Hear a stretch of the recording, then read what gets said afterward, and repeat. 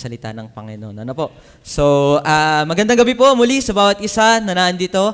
At muli salamat sa Panginoon sa pagkakataon na tayo po magkasama-sama upang aralin ang kanyang mga salita, matutunan ng kanyang salita at higit sa lahat i-apply sa ating mga buhay ang kanyang mga salita.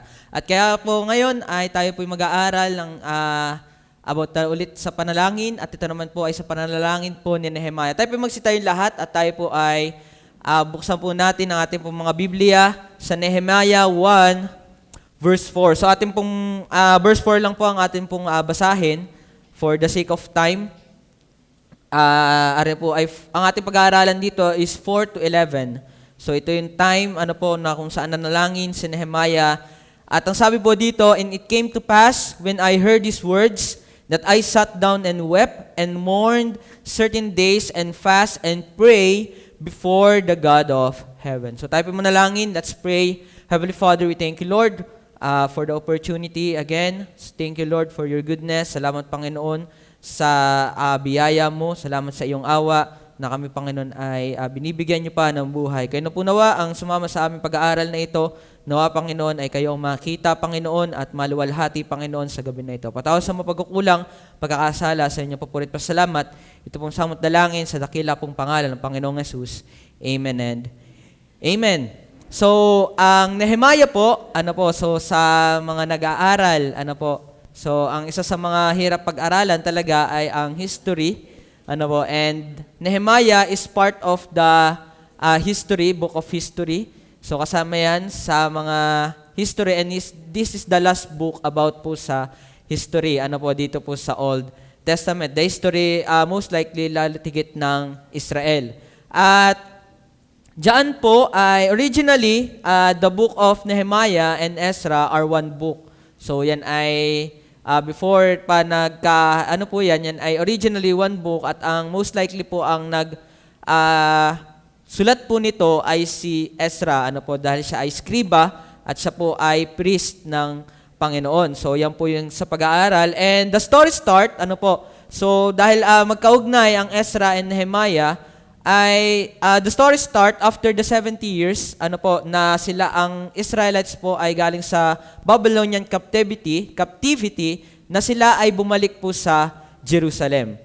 So una po, tatlo po ang ipinakitang main character, dito po sa dalawang book na ito, si Zerubbabel, si Ezra, and si Nehemiah. Then Zerubbabel was the first, he was the leader, siya po yung nag-lead sa mga unang bumalik, sa time po ni King Cyrus, na pinayagan po ni King Cyrus ng time po ng Persia, King of Persia, na bumalik, para i-rebuild ang second temple.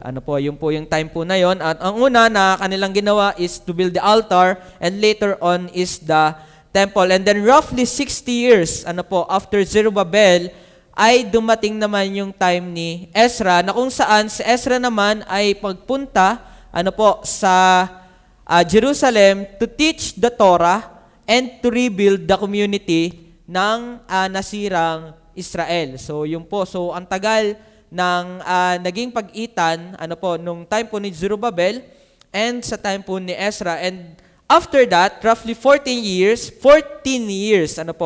ay that Nehemiah were given permission to build the walls of Jerusalem.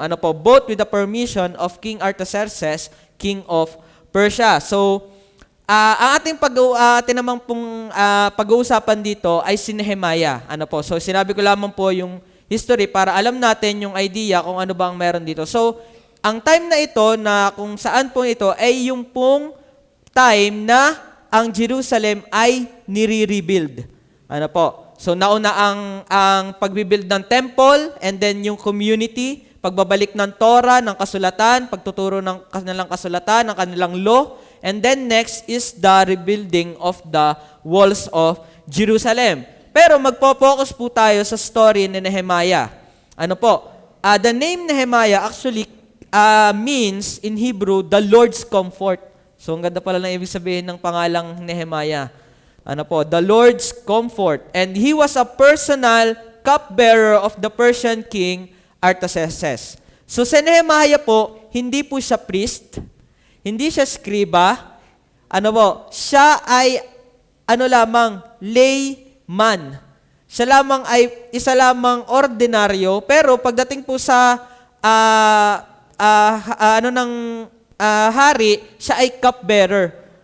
Napakataas po na posisyon. At siya ay isang Hudyo. Siya ay naglilingkod ng ganong kataas na posisyon. Actually, ang cupbearer po, second only to the king na merong authority. Kasi siya yung, actually, ang ginagawa ng mga cupbearer, sila yung nagte-testing, kung walang lason yung kinakain o iniinom ng hari. At may authority din ang mga cupbearer na ito. And then, kung ating babaybayin po sa chapter 1, verse 1, hanggang verse 3, may dumating, kay Nehemiah, itong si Hanani.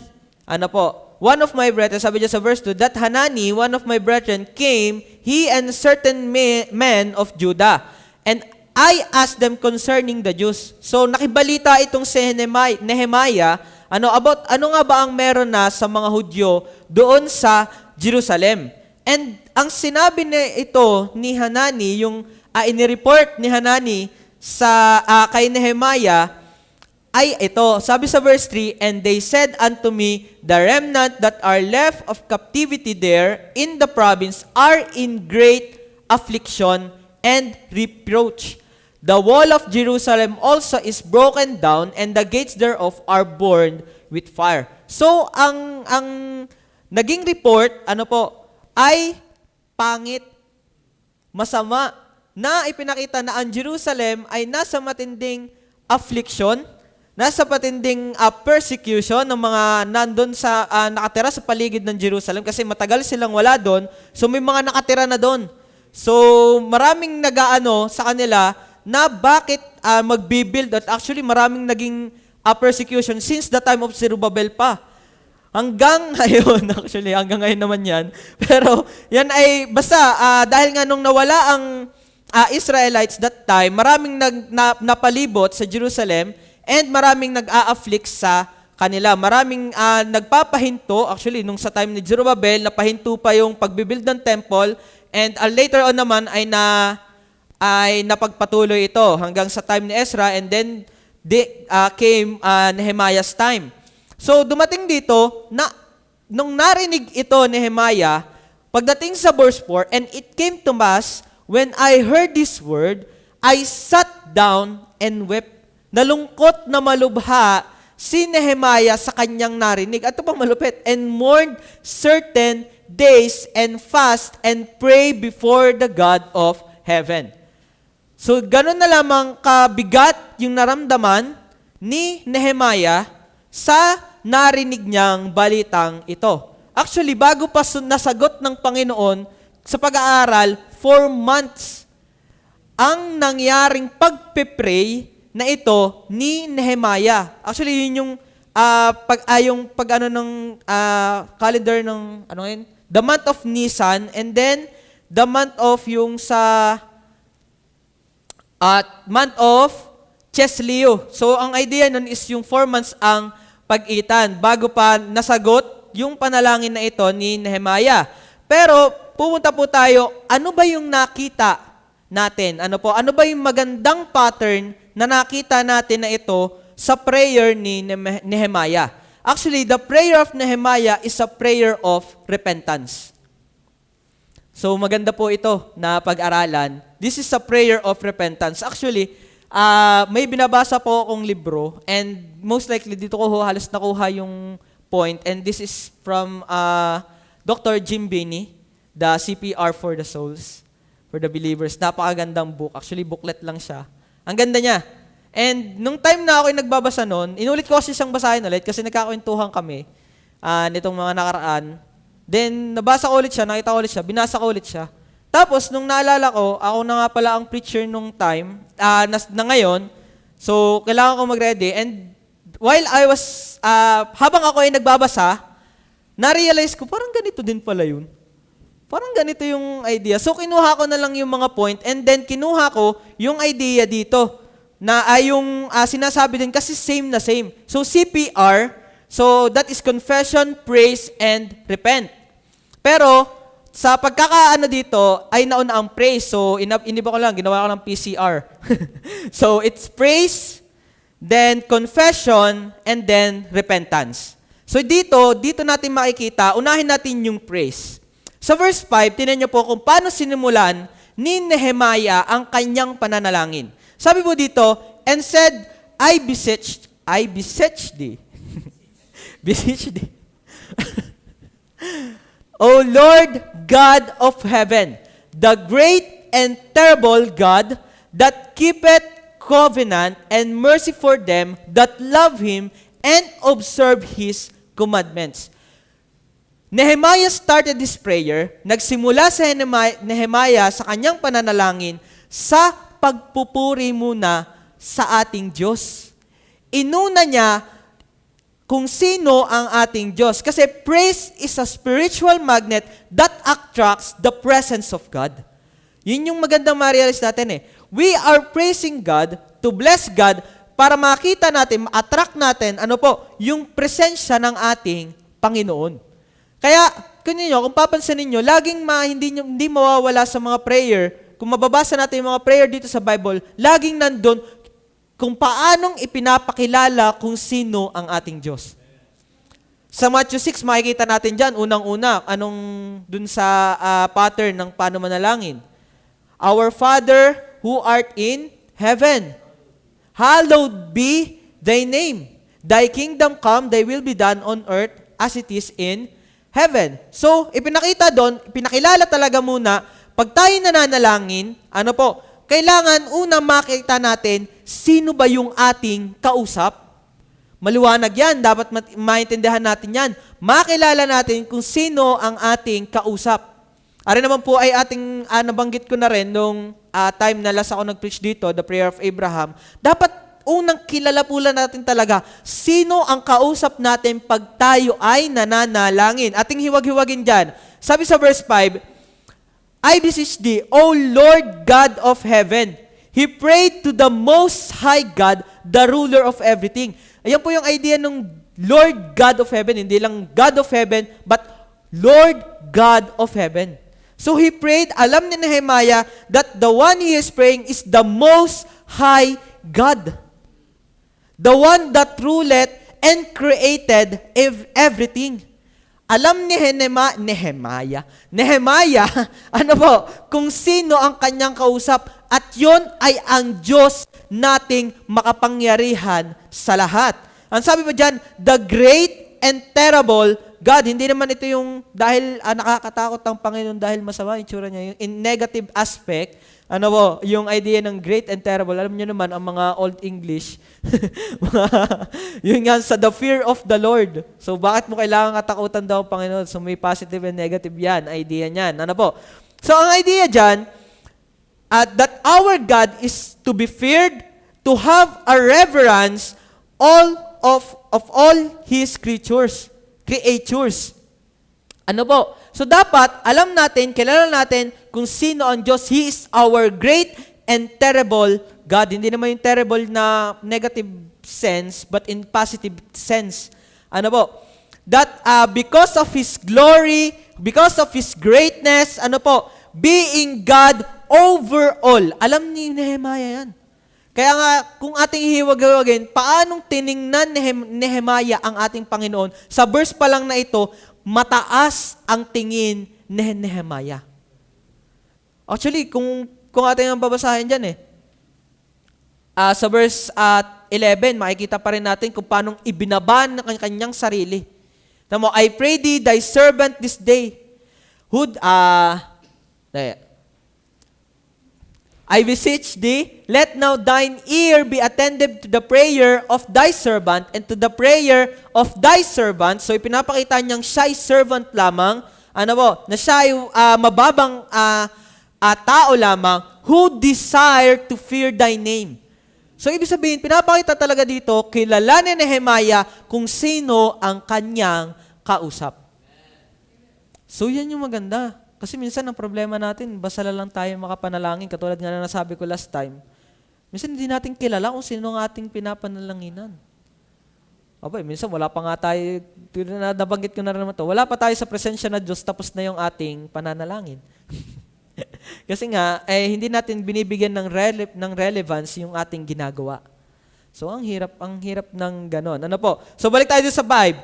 That keepeth commandment and mercy for them that love Him and observe His commandments. So, He is a faithful God, a merciful God, and a loveful God. So, kilala niya. Alam niya, kaya nga siya nananalangin ng ganito. Bakit? Kasi alam niya na ang kanyang pinapalanginan is a merciful God, is a loving God, and a faithful God. Ano po? So, ang ganda doon pa lang sa verse na yun, makikita na natin kung paanong binibigyang pansin, paanong binibigyang halaga ni Nehemiah kung sino ang kanyang kausap. Tayo nga, pagka minsan mga mayor, mga kausap natin eh. Diba? Parang galang na galang tayo eh. No? Parang at tingin natin, taas-taas naman na tao nito, parang hirap kausapin. Narayasan niyo yun minsan? Yung pagka yung mga matataas na taong kausap natin, bakit sa Diyos hindi natin magawa yun? Parang hindi natin makip yung sense na ang kausap natin ay ang Diyos ng lahat. Ano po? Sana hindi ganun pag tayo nananalangin. Ano po? So, makikita natin dito na ang ating Panginoon talaga, ay yung dapat ang ating tinitingnan ng kataas-taasan. Ano po? So, yan yung makikita natin dyan. So, in pattern, makikita natin when we are praying, we should praise God. Ano po? We should honor God.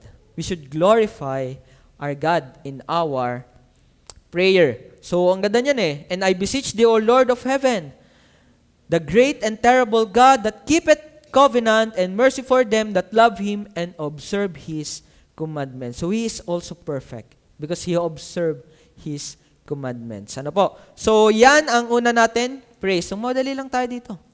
So, number 2 na agad tayo. Di ba? Amen? Amen daw.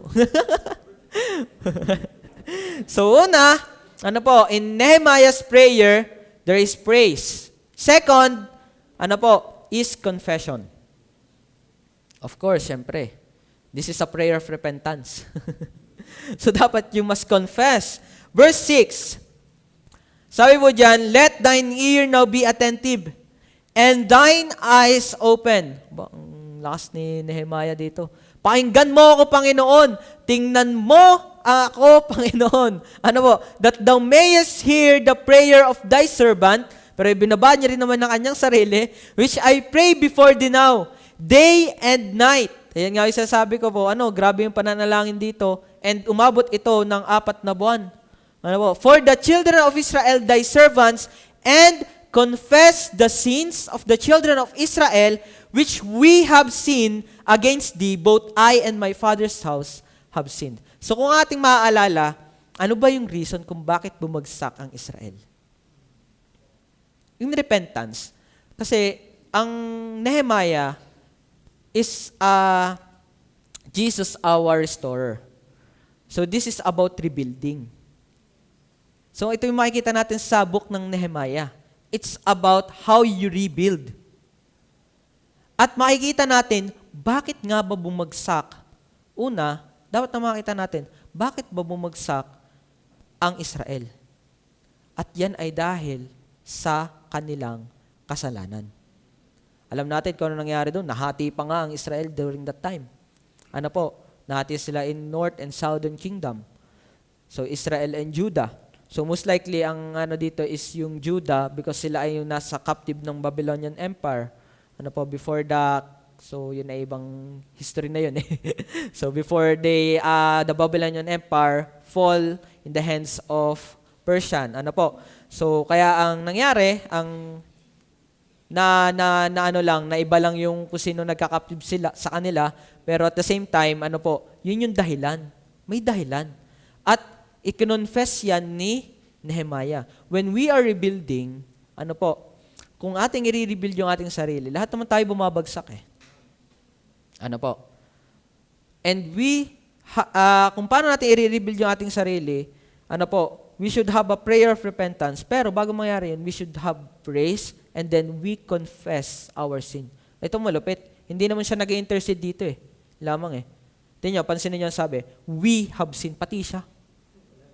Ay, wala naman siya dun. Ilang taon na gayon? Ay, yan 70 years, tapos plus 60 years pa. Ay, wala naman siya nun kanununuan pa na yan. Pero tingnan mo, both I and my father's house have sinned. Alam na Nehemiah, may kasalanan din siya. Hindi lang yung kanyang mga magulang. Hindi natin sinisisi ang iba para sa ating mga kasalanan. Ano po? So, alam dapat natin, na yung confession, sabi pa dyan sa verse 17 niyo, sabi, we have dealt very corruptly. We have dealt very corruptly against thee and have not kept the commandments, nor the statutes, nor the judgment which thou commandest thy servant, Moises. So, yan yung dahilan. Hindi lang naman ang nagkasala dyan ay yung mga ama nila, kundi pati si Nehemiah. At ganun din tayo. Hanggang ngayon, nagkakaroon tayo ng kasalanan. And para ma-rebuild talaga yung ating mga sarili, kailangan din i-confess natin yung ating mga kasalanan. Now, here's the thing about confession and why it is needed. There are two types of confessions. Actually, it is confessing to be forgiven and confessing to be holy. Dalawa po yan. Confessing to be forgiven is that if you are not saved and still under the wrath of God. And confessing to be holy, now the goal of confession here, na makikita natin dito, is that perfecting holiness and not perfecting forgiveness. This is not about, kasi tayo, we are internally forgiven sa atin. Kasi ito naman time na ito, kasi niredeem din naman sila'y piniling bayan ng Diyos. Pero kung ating i-apply dito sa atin, ano ba yung dapat i-confess natin?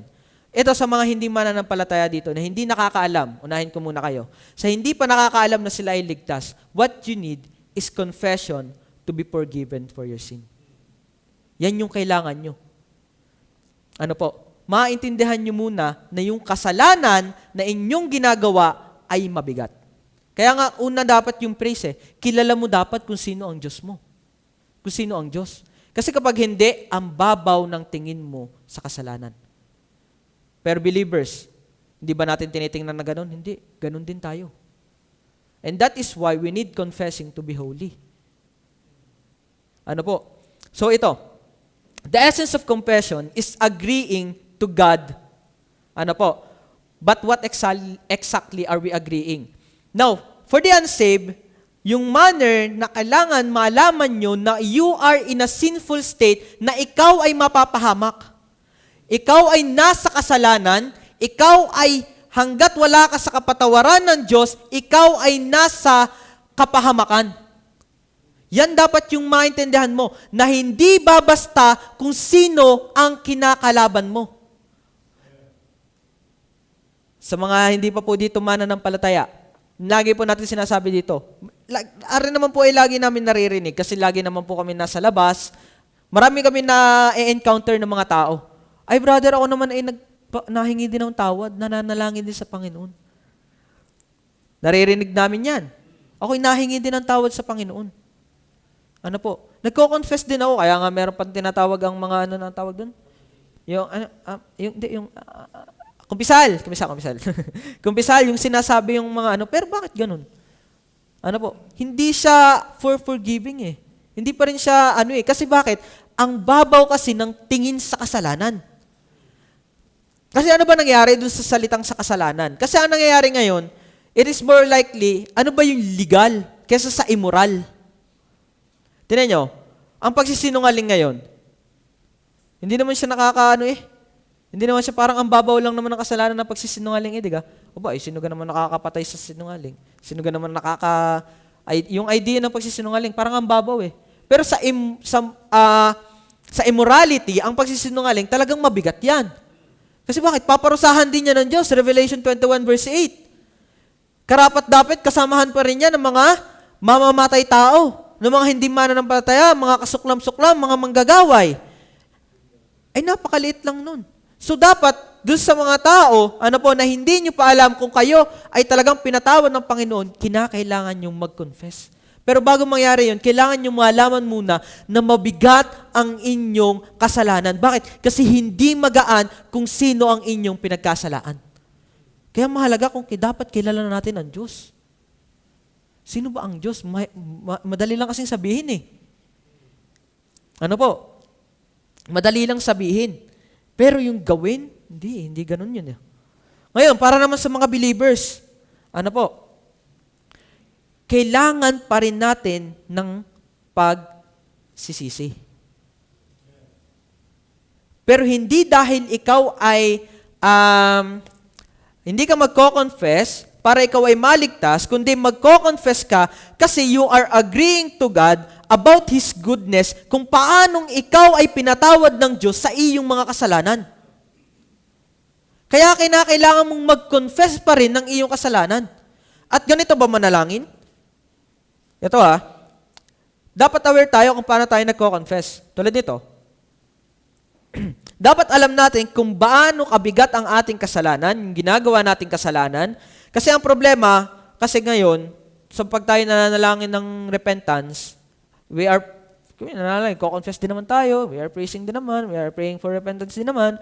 Pero ito, sige Panginoon, ako nga po yung makasalanan nga po eh. Ako nga po yung patawarin nyo. So okay na po tayo. Parang ang gaan lang. Ano yun? Sige, ano po? Parang you are confessing para maging magaan sa iyo. You are doing it para yung guilt mo mawala. Yung parang yung guilt mo, yung bigat mo, ay yung parang idea na peace na tayo, okay na po. Panginoon, napatawad niyo na. Patawad niyo na naman po ako. Alam ko naman ako iligtas na. Parang ginagawa natin ang gaan ng kasalanan nating ginawa. Pero nakakalimutan nyo. We are grieving God in our sin.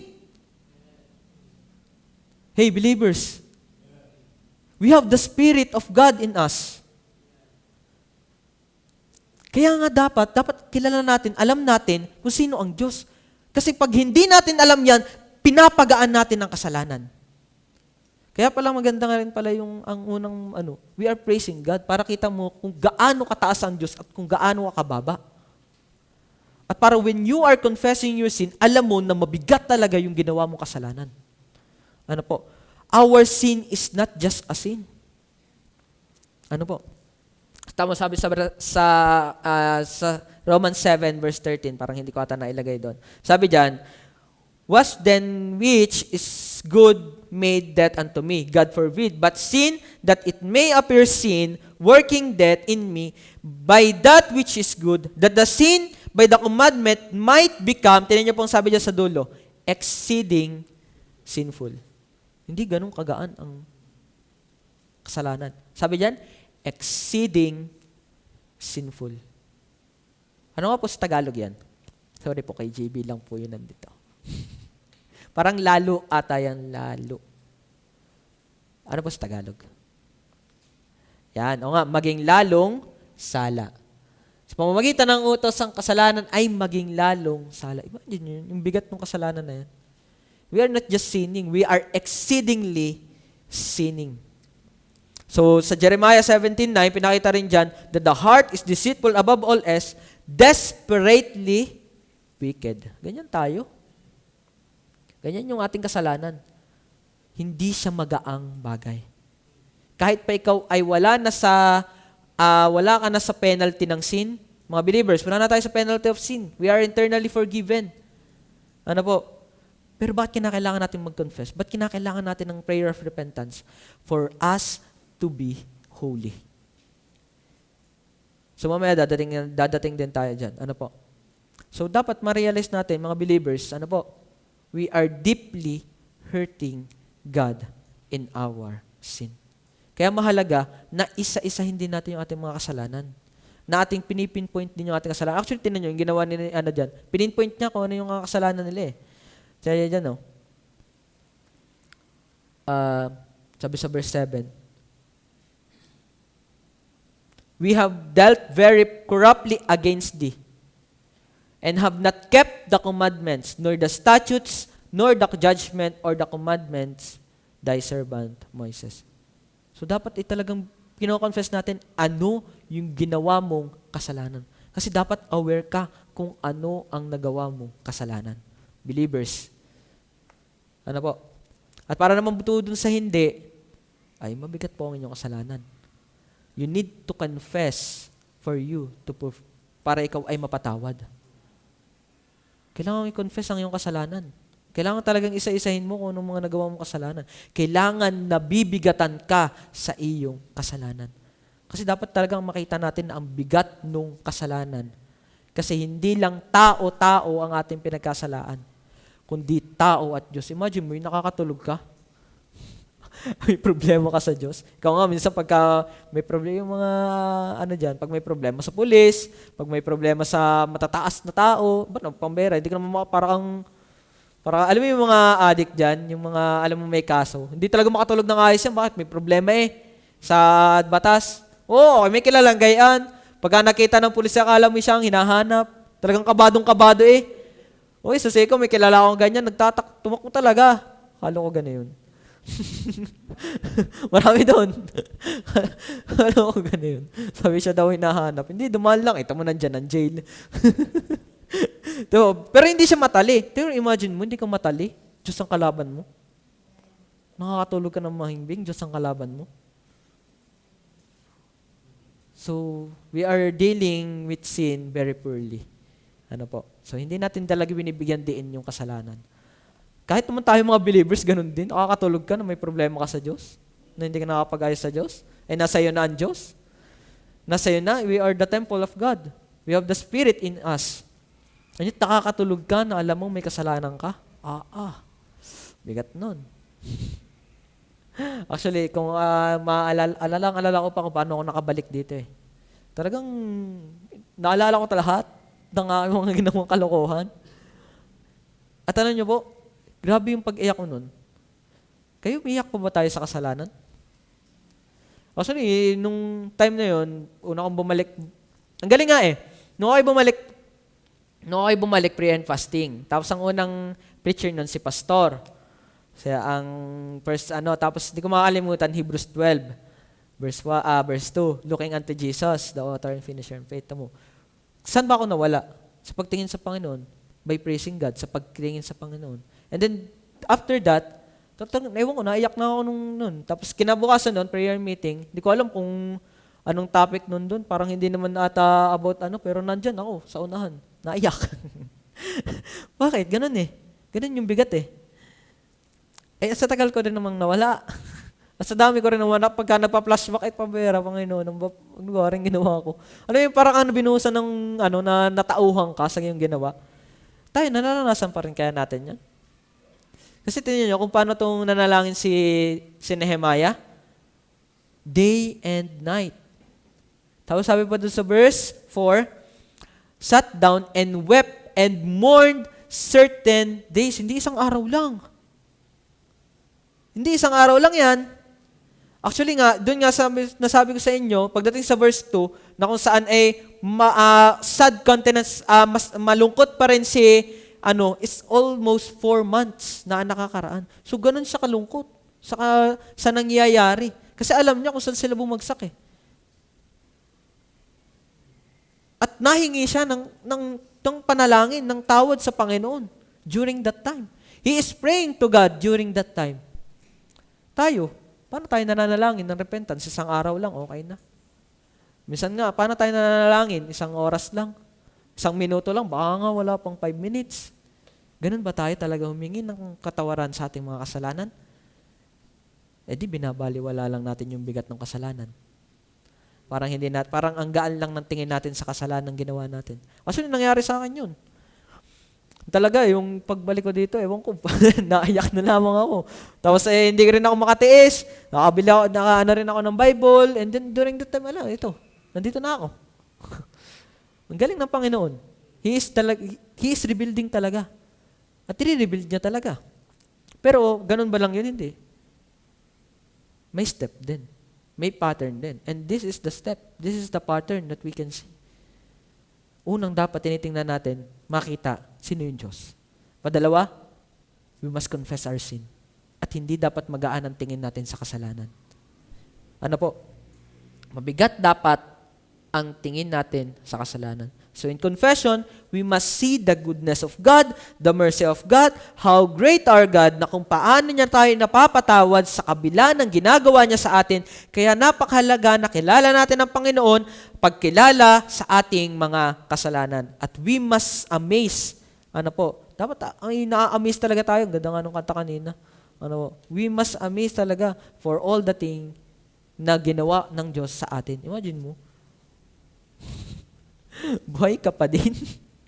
Imagine mo, alam mo na pinapatawad ka pa rin ng Panginoon kahit ganyan ka. Salamat sa Panginoon. Praise to God. Kaya dapat pinabigyan nating pahalaga yung mga ganitong pag-aaral, yung ganitong klaseng pananalangin. Sarap na pag-aralan pag talagang ang Panginoon. Kasi dapat kasi maganda yung tingin natin kung sino ang Diyos. Then we are confessing kung gaano talaga kabigat yung atin pong kasalanan.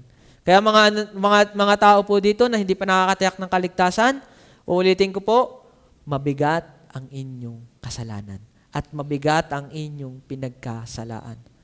Yan ay ang ating Diyos. Ngayon, kung hindi ka hihingi ng tawad at mananampalataya sa Panginoon, kaawa-awa ang inyo pong papatakan. At sa atin namang mga believers, kahit pa tayo wala na sa penalty, we are called to be holy.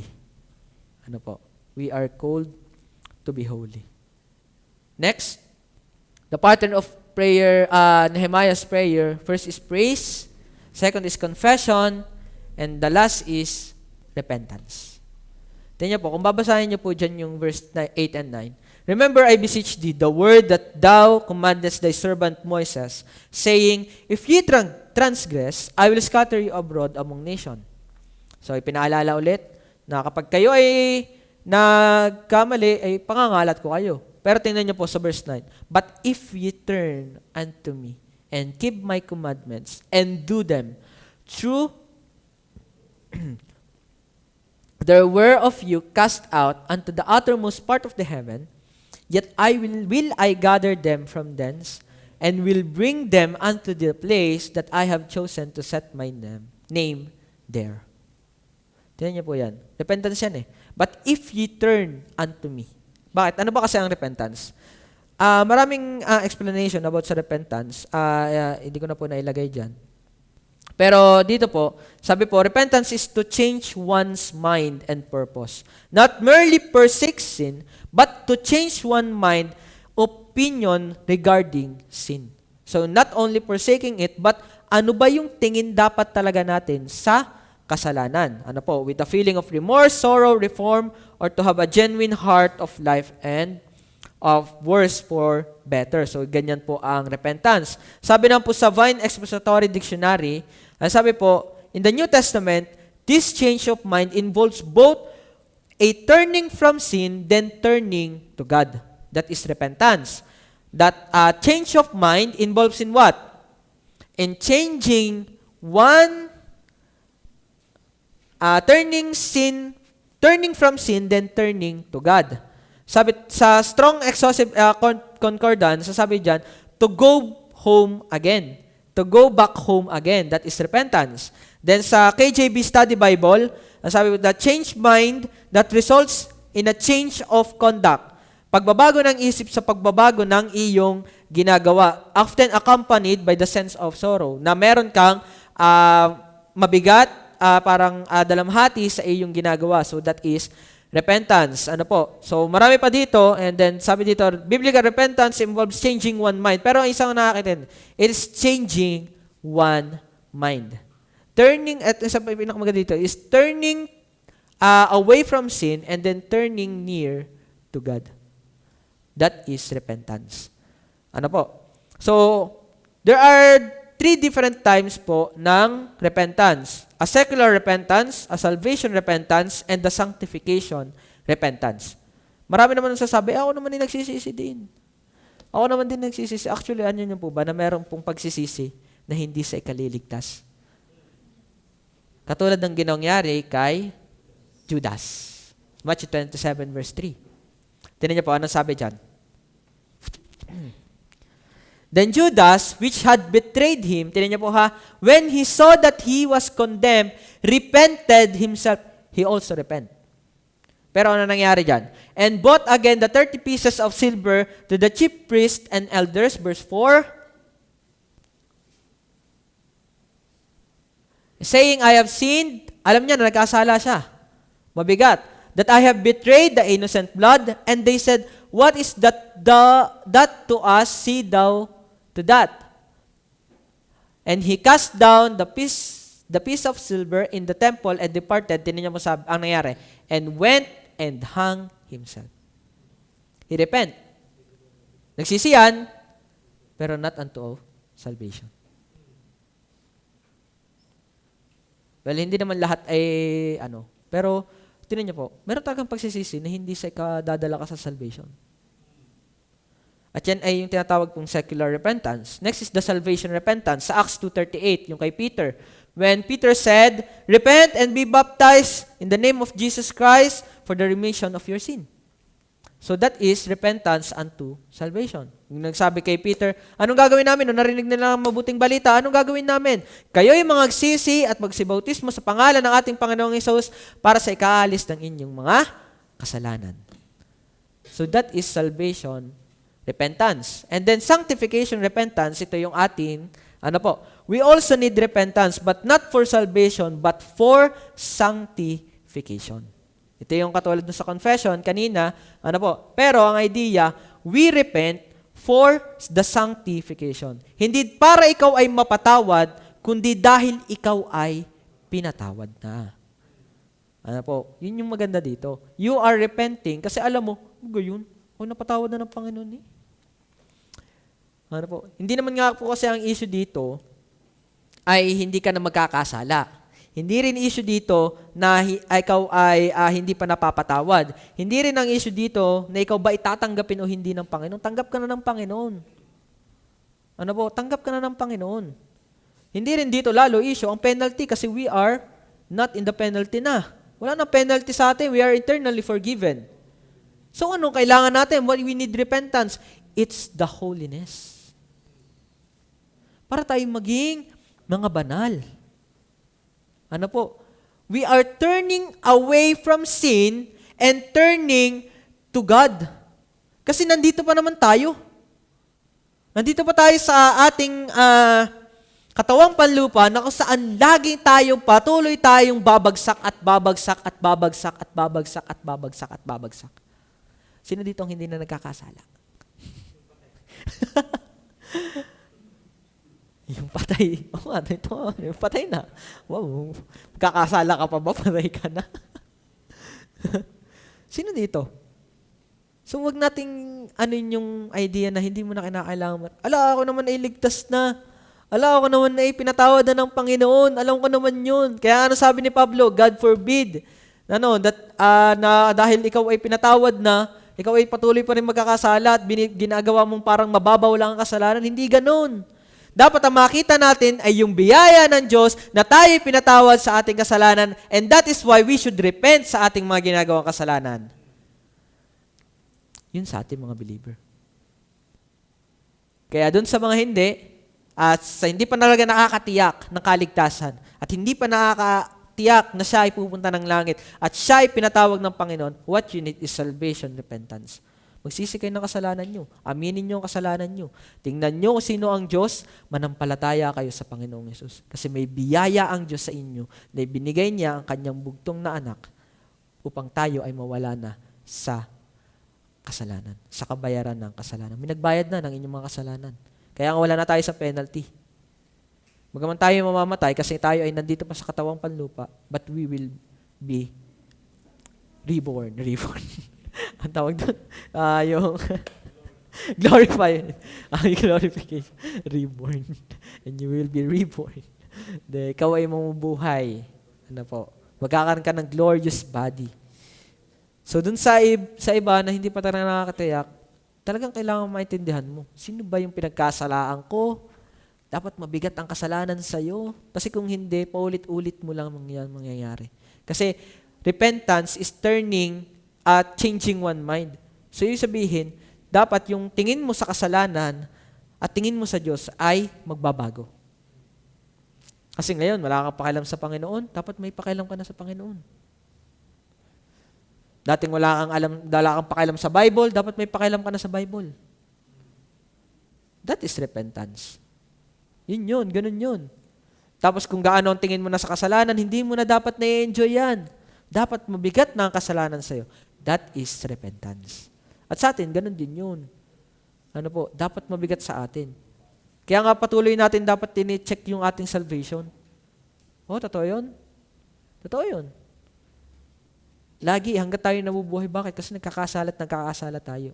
Maybe we only have the knowledge, but not the forgiveness of God. Dapat alam din natin yan sa ating sarili.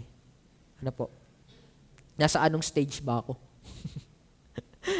Nasaan ba ako? Nasa anong klaseng type ako ng repentance? Kasi lahat nagre-repent. Lahat nagre-repent. Mga nasa kulungan, tinan niyo, mga nagsisisi yun. Tinan mo, paglabas. Kami may nakikita na doon, nakapaulit-ulit na nandun. Sabi ko, Henry, nakita na namin yung sa labas, sa bayan, nag-aano ng jeep. Mamaya nakita na namin, nasa jail na ulit. Nandito ka na naman.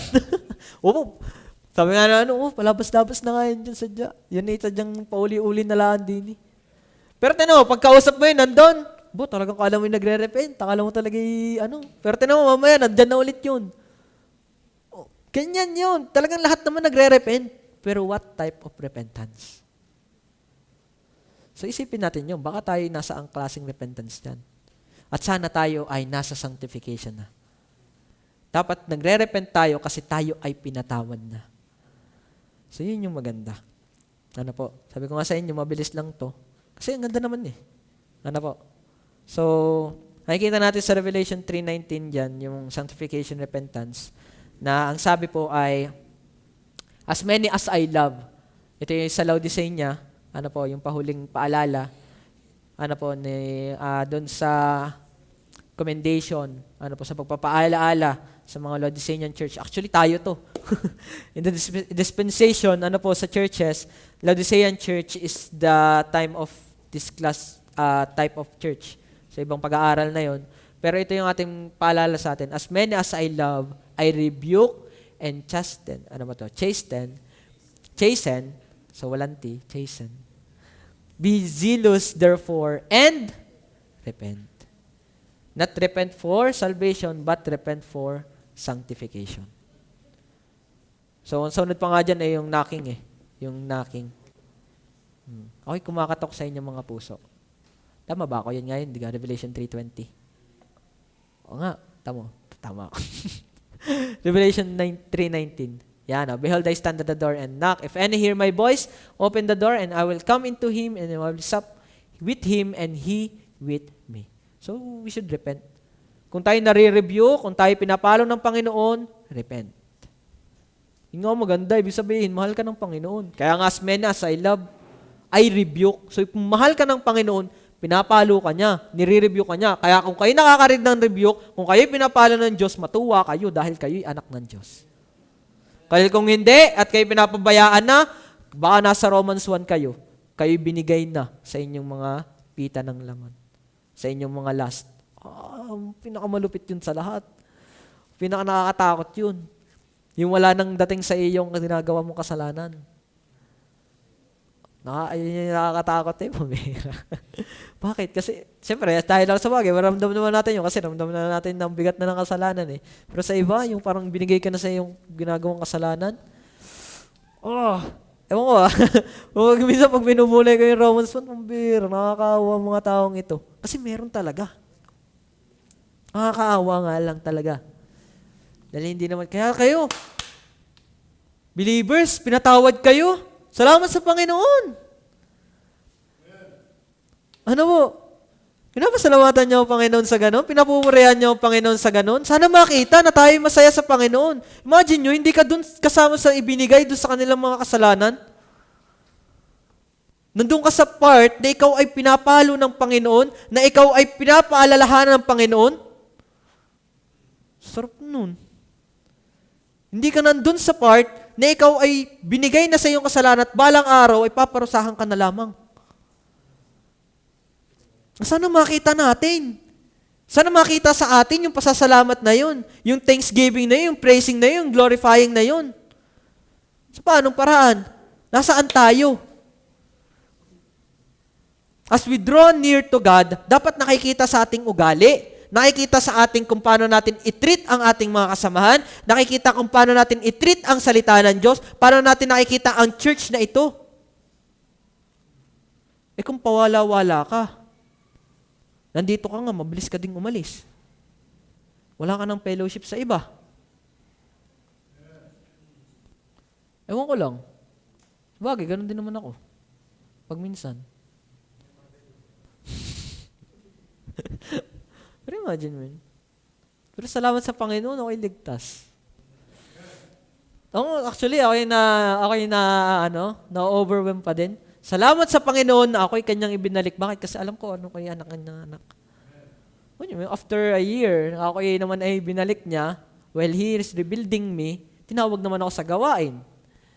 Then after that, mukhang gagraduate na ng Bible school.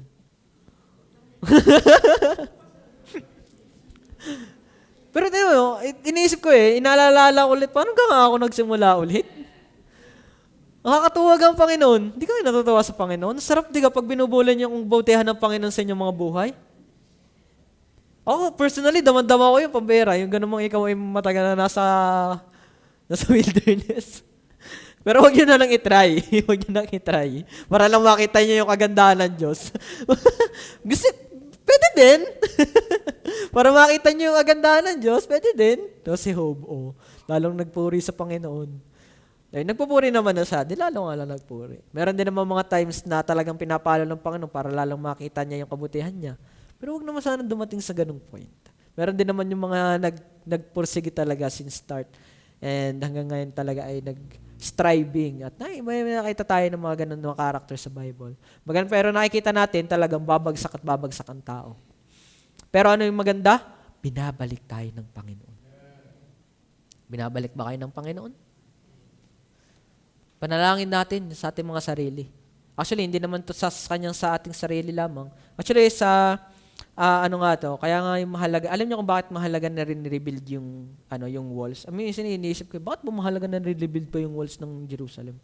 Pwede mong wala. Diga, na-build na naman ang community. Napaalala na ulit sila ng Torah. And then, the temple is there, nakakapag-sacrifice na ulit sila. Bakit ito? Mapapansin mo, bakit ito, nung time na nalaman ni Nehemiah, na bagsak pa din ang wall ng Jerusalem, na ang mga gate pa rin ng Jerusalem ay nasira, sunog, bakit siya bumagsak? Bakit siya parang nalungkot? Bakit ganito na lamang yung kanyang asta? Actually, yung kahalagahan pala po ng kasi it shows God's blessing sa kanyang mga tao. Alam niyo kung bakit mahalaga na tayo nire-rebuild ng Panginoon? Kasi may biyaya talaga ang Diyos sa atin. Tignan niyo, when He is rebuilding Jerusalem, that is also how tayo binibuild din ng Panginoon. Kasi nakita ko rin yun nung ako binibuild, hindi naman biglaan, utay-utay din Nung napansin ko nga, nung ako bumalik, July, hindi pa ulit, parang hindi pa rin ako masyado nagbibigay, hindi pa rin ako nagaganto. Mamaya, nakikita ko na lamang dun sa aking, sa record. Ganda, biglang nga naman nag-iba. Tapos mamaya, dun sa kung paano ako mag-treat ng Bible, kung paano ko ulit i-treat ang Bible. During that time, sabi ko, kailangan may Bible na ako. Bumili agad ako ng Bible. Tapos nabasa ko ulit agad ang New Testament. So nakatapos ulit agad ako during that year. And after that, ay nakakasama ako sa mga Bible studies. And during nakasama na ako sa mga Bible studies, tinawag ako ng Panginoon sa gawain. Tapos ngayon, gagraduate na. Nakapag-aaral sa Bible school, gagraduate na siguro. Imagine nyo, iba steps by step Hindi ganun. Pero, may pinagsimulan. Ang sarap lang sa lasa, ang sarap lang sa pakiramdam na nakikita ko na ang Diyos ay binibuild pa rin ako at itinatayo pa rin ako. Kasi yun yung biyaya ng Panginoon. Kaya tinan nyo, mahalaga talaga na itinatayo din natin yung wall natin. Nautay-utay din natin tinatayo yung ating sarili. At yun hindi dahil mo, kundi dahil din ng Diyos. Ano po? So, ito pa, rebuilding the wall is important sign to the enemy of Israel. Ito pa yung reason kung bakit mahalaga na nagbibuild tayo ng wall sa ating mga sarili. Bakit? Kasi kung hindi natin ibibuild ang ating sarili, babagsak at babagsak na naman tayo sa ating mga kaaway. At yan ay ang kasalanan. Ngayon, kung hindi magbibuild ang Jerusalem ng city nila, ay ang nasa palibot nga nila ay puro kaaway. Mabilis na lulusubin lang ulit, pababagsakin, sisirain ulit ang templo ng Diyos. Kaya nung nalaman ni Nehemiah yon, sabi, bagya na nga na-build to. Tapos, alam niya na maraming nagre-reproach, maraming nagpapatigil, maraming may galit talaga sa Israel. Kung hindi sila magbibuild ng kanilang protection, babagsak at babagsak ang Jerusalem. Ngayon tayo, kung hindi tayo magbibuild sa ating sarili, kung hindi natin babakuran ang ating sarili, babagsak at babagsak lang ulit tayo sa ating mga ginagawang kasalanan. That is why importante na mag-build. Ma-rebuild talaga yung walls. Ay, palang ganda nga pala ng Nehemiah. Ano kung babasahin niya yung Nehemiah, natapos ko ulit yung book na ito, ang ganda. Kung paano talagang binild ng Panginoon. Pero alam niyo ba sa huling part nito? Ito may malupit Kasi sabi nga sa destruction of Jerusalem, left its people exposed. Siyempre, exposed sila sa lahat. Kaya kailangan mabuild ulit yung wall.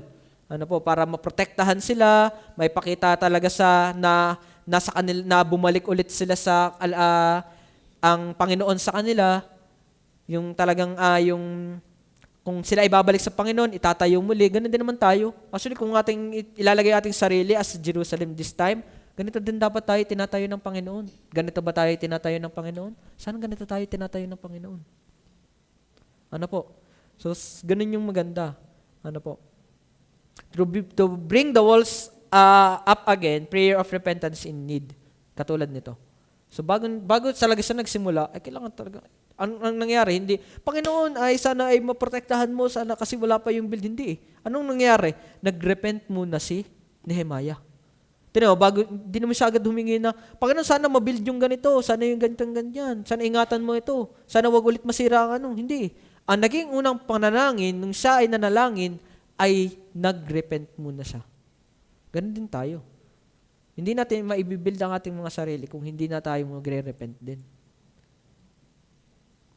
Imagine yun, ang gandang may pattern talaga yung Panginoon Kasi ang Panginoon hindi naman siya basta lamang meron talagang binibigay ang Panginoon sa atin para ating matulad, para ating magaya. Pero ito yung malapit dito. Akala mo, di ba, ang ganda ng story. Pero actually alam nyo pa sa pahuli nito, yung mga naging problema pa mga pahuli nito Kasi the story began with na may bagong hope. Di ba? May hope sila. Siyempre, na-build na ulit yung temple. Pero alam nyo ba, nung na-build yung temple, akala nila, siyempre, iba yung temple na ginawa ni Solomon, napakaganda nun. At ibang-iba yun sa nangyari sa second temple. So, some of the elders na alam yung itsura, alam nila yung idea ng temple, they are disappointed. Diyan ay makita natin sa Ezra. They are kind of disappointed. And then next is that Ezra, where he came, itinuro niya ulit ang Torah, itinuro niya ulit yung law, binild niya ulit yung community ng Israel, and then where Nehemiah build and restore the walls of Jerusalem. Pero alam niyo po, ang ending nito, disappointment. Alam niyo kung bakit? Kasi Nehemiah nung siya kasi umalis ulit si Nehemiah para ibalita kay King Artaxerxes yung nangyari. Kasi kung anong magbalita sa nangyari. At nung bumalik siya, and then nag-uli siya, ano yung nakita niya? Tignan nyo, Nehemiah saw the temple is being neglected. Makikita natin yan sa chapter 13, verse 4 to 13. Makikita natin dyan. Tapos, the Sabbath is being dishonored. And no one care about the Torah, the law.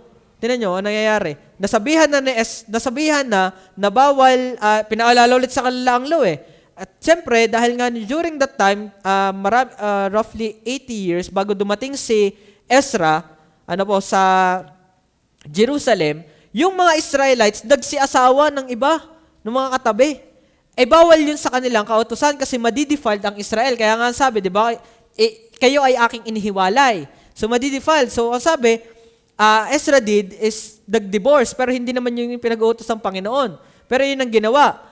Pero anong nangyari, nung time na nag-divorce din yung iba, nung umalis, nung bumalik at tinitingnan ulit, ganun ulit yung nangyayari. Bumabalik na nagsisipag-asawahan ulit yung mga Israelita sa ibang mga tribes or ibang mga lahi sa labas ng Jerusalem. So no one care about the Torah. And just in chapter 13, verse 15 to 18, mga nagsisiasawa, and then sa verse 23 to 26. Pagdating naman sa walls, naging marketplace. Tingnan nyo, basahin nyo ang chapter 13, verse 20 to 22. Tingnan nyo, anong makikita natin doon? Ang ganda Ang ganda ng simula, di ba? Na-rebuild ang temple. Meron na ulit altar. Kaya na ulit nila mag-sacrifice. Na-rebuild ang law. May Torah na ulit sila. Napapaalalahanan sila ng Torah. About sa Sabbath, about sa mga kanilang mga batas. May community na ulit. And then, meron na silang protection. Pero anong ginawa ng mga Israelites? Wala. Bumagsak na ulit sila sa kasalanan. Bumagsak na lang ulit sila sa kung saan bumalik sila. Kahit na nag-repent sila. Kaya tinan nyo, dun pa, punta kayo dun sa chapter 4, and dyan sa chapter nanalangin ulit si Nehemiah. During that time, nanalangin naman siya na sa Panginoon, nag-intercede naman siya. Yun naman nangyari sa intercession. Nag-intercede naman siya sa mga Israelites. At during, dun sa patapos ng Nehemiah, Panginoon, ginawa ko ang lahat. Pinaalalahanan ko sila, pero ganun pa rin. Kaya nga, during ang prophet na kasabayan ng Nehemiah si Malakay, kung babasahin nyo Malakay, tingnan nyo kung anong itsura ng templo. Pinababayaan. Yun yung itsura nun. Yan yung nangyayari nun. Kasi ka-timeline Si Malakay ay contemporary ni Nehemiah. Kung babasahin nyo ang Malakay, tingnan nyo kung paano ginagawa nila sa templo. Pinabayaan nila ang templo. Tapos, nung pinasara nga, dahil nga ang ginagawa sa Sabat, dahil nga pinababayaan yung templo, walang nagbibigay ng tithes, walang nagbibigay ng sa mga Levites,